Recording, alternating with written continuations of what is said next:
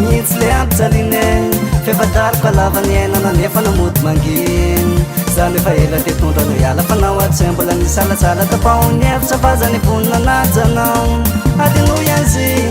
fa tsy mety aminao sady zany efa ela tiampiadananao fa anao zy manaiky rambola hoavy eo izy fony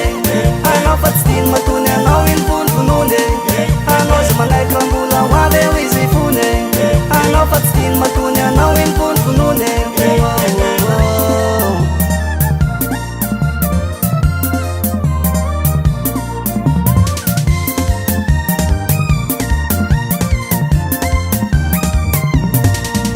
fatanana zatso amitsotsa ty vokona tsony na ny fera ao anatinao aza ino efa tsy aintsabony ekele fitiavako anao raha mijaly fa za efa voniny anao ny amfaly manomboka androany de fa sambarina no hitanao adinoy azy fa tsy mety aminao sady zany efa ela iampiadana anao fa anao zy manaiky rambola hoavy eo izy fony anao fa tsy diny matony anao iny vonivonony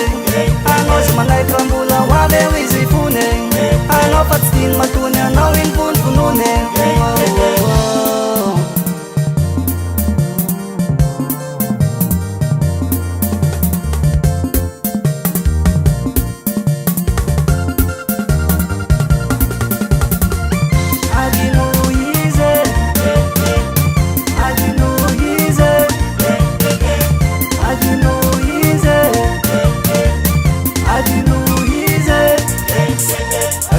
sasena aminazy tsony anao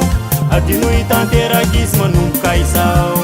zafakony karakara kolokolo sy anatsanao amin'ny fiainam-baovao tena tiako anao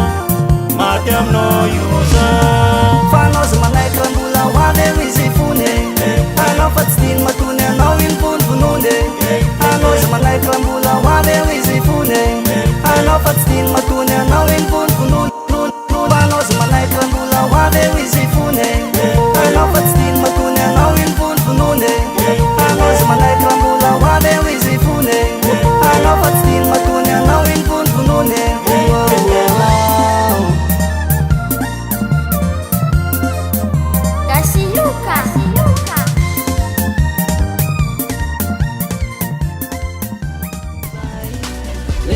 tsika ziny fa hoe mandraiky zay nefa zao ty zany ataonao bye bye